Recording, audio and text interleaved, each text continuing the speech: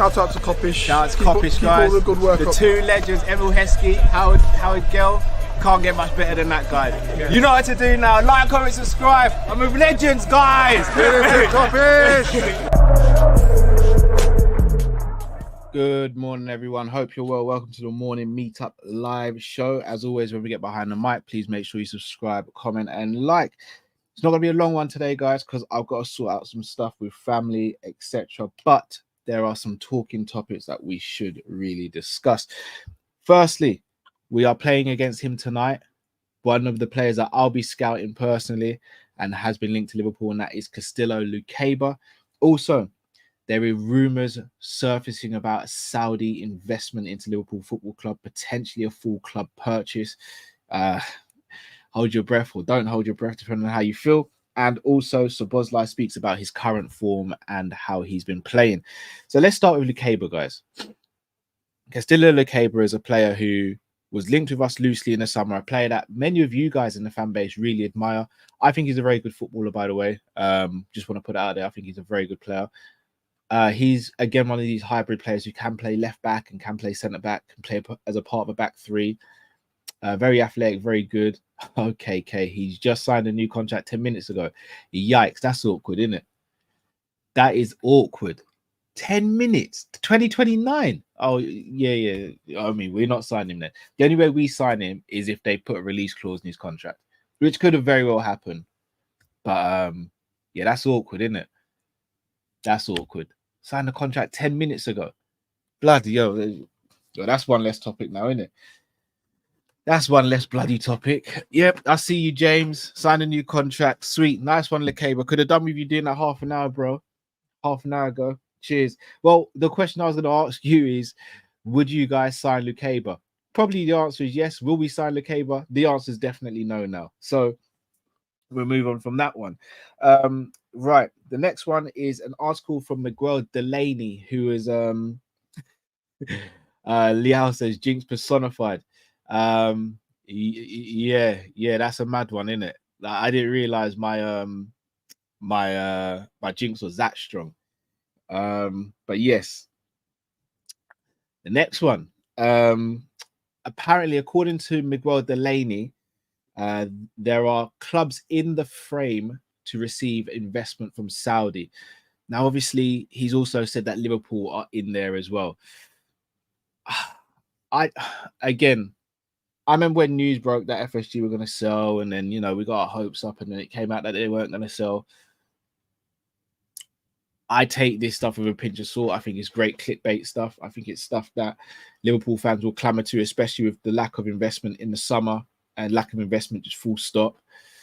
I'd love it to happen. I don't think it will happen. If it's going to be a club that receives investment, I think it will probably be Chelsea. They're already in bed with PIF.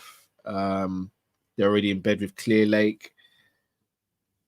I think it will be them because it makes sense for them to receive investment. Like they're at a point where they're really knocking on the door of the financial fair play, and they spent obviously a lot of money, not really getting much more money for their investment. I don't think it will be us. In fact, I'll be extremely shocked if it was us. Would I be happy if it was us? Yes, but I think even the amount someone would have to pay to, get any sort of stake in Liverpool would be quite a lot of money. Then they'd be expected to put money in. Now, if you're going to describe an ownership, the perfect ownership would almost be this. Like, you get investment from Saudi, whereby they would help you to fund player acquisition. FSG would stay on board in some capacity to help with the commercial side. Because, again, let's be honest, as much as we can criticize FSG and speak bad about them, when it comes to the commercial side, when it comes to building a brand and building a team and building a legacy, they are brilliant at it. They are brilliant businessmen. It's just that their business acumen and their business love comes before the love of the club and the want to win on the field. That's the issue I'll always have with FSG. So I don't see a world where FSG sell. Like, we're so helpful for their portfolio. You look at the partnership they have with LeBron.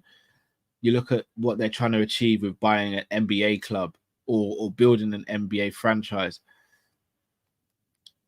Like, they will not sell Liverpool. Like, them selling Liverpool makes no sense.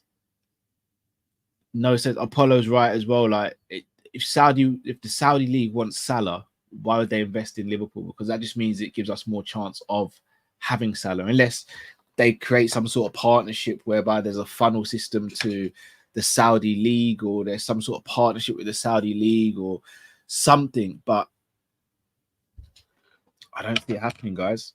Hate to be the bearer of bad news for people at FSG out, or people like myself who want new owners. I just don't see it happening.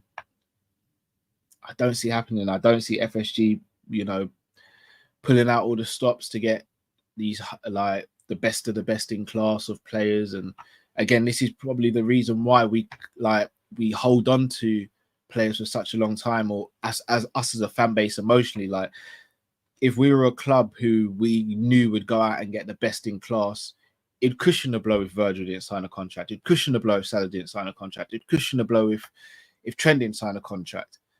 But we're not the club to do that. We'll find a player who is decent now and could become world class, as opposed to buying a player who's close to being world class or world class now, because it costs more money. It's more investment. So I don't see that happening.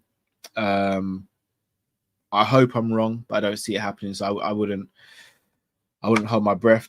Freedom says, how come your jinx doesn't work on FSG? Bro, I'll be honest, at this point, I'm scared of my own jinx. The fact that I started the show speaking about Lukeba and then he had signed a new contract, that scared me.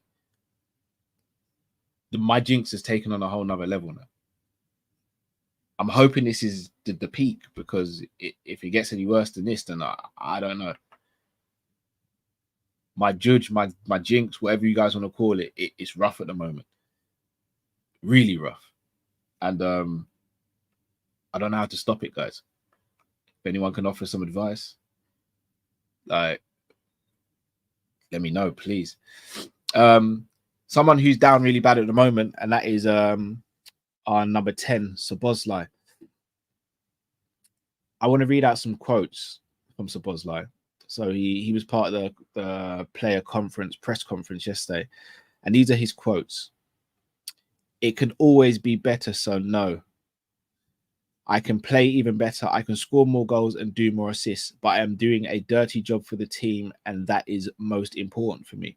We are top of the league, and if I don't score goals, that's the most important for me. Now, all right, so I look at this a few ways. So chicken tikka Mo Salah, I'm definitely not going to do that. That is wild. That's crazy. Szoboszlai's comments. So I'll break the first bit down. I know I can be better. It can always be better. I can play even better. I can score more goals and do more assists. So I think he's recognized that. I think he's understood that. And to be honest, it'd be delusional if he didn't understand that or get that. I think I have a little bit of issue with the next bit, though. But I am doing a dirty job for the team, and that is most important for me. Now, granted, the most important thing for us is to win games. And if that means a player's got to potentially sacrifice their qualities, then so be it. The problem is, we're not asking Szoboszlai to do a dirty job which affects his overall play. He's doing the dirty job, which is commendable. He doesn't necessarily have to do that. Some other players wouldn't. He does, and he mucks in every single game. We can never sit there and criticize his effort. But you doing the dirty job is not the reason why you're not making 5-yard passes, why you're making wrong decisions, why you're dribbling into players, and why when you're receiving the ball at the edge of the box where you'd usually shoot, you're taking an extra 3 touches and then getting tackled. That's not what you're doing. That's not what you're paid to do. You're paid to score goals and assists and help the team. And if you're not doing that, then you're not doing your job to the full capacity. You're only doing part of your job. And I think that's I hate to even use this word of Szoboszlai, because again, everyone knows how much I rate him, but that seems to be. So I've just spotted a little spider that's doing a bit of a mad one. There we go. Sorry, fella. Yeah, that it seems to be a little bit of arrogance there with him, which almost says, well, yeah, I'm not scoring goals and assists, but like I'm still good enough to be in this team. I should still be starting this. Like, I don't know if he's fully taking accountability for his performances, especially that Chelsea one. Like, I'm not expecting Szoboszlai to get goals and assists every single game. Absolutely not. He's a human being. But when you're in favorable positions every single game and you're constantly making the wrong decision, constantly doing the wrong things, then I just don't know, man. I really don't know. Like, what's going on? And I'm not saying he's an arrogant person, but I get a little bit of arrogance from that, in the sense of, yeah, I know I can score more goals, but it's fine. And again, I'm not trying to pile on to Szoboszlai. Everyone knows I really rate Szoboszlai, and I want him to kick on and become the player that I think he can be. I don't know, man. I think it's got to be a mindset change. I think there's got to be a change of, he needs to start thinking, no, I need goals and assists. Not, if it comes, it comes. Like, nah, you're number 10. Like, goals and assists are essential. Like, you look at people like Odegaard and all these other players, like, they're contributing on the pitch, and Odegaard still puts in the shift as well. Not as much as Szoboszlai. Not as much. No one probably does from the number 10 position, putting as much work as Szoboszlai. But there's also got to be output as well. There has to be output as well. So until we see that, then, yeah, I don't know. Things are going to have to change a little bit. They're going to have to change. But look, he's got a chance to prove himself tonight against his old club, which we'll be covering on Big Up. So if you haven't already signed up to Big Up, or you don't know where to find us, click the link in the description, guys. So there's two ways you can watch us on Big Up. You can watch us just by, clicking the link, and when the game starts and our watch along starts, you can watch us, and you can remain anonymous, but you won't be able to interact with the chat. However, if you sign up with Big Up, then you'll be able to interact with the chat in the same way you can with YouTube. The difference is we can respond to you directly on Big Up. You can use GIFs to express your feelings and thoughts, and you can interact directly with each other on Big Up. So when we say it's more interactive, it is definitely more interactive. Everyone who knows man like Matt will know he's, out of all the Kop-Ish guys, he's the genius when it comes to the tactics and the breakdowns. We now have a tactics board inbuilt into Big Up, whereby we can actually break down the tactics at halftime, full time, before the game starts, and it's all there on the screen. And again, another thing that is really good as well. Plus, it's just a smoother experience, in my opinion.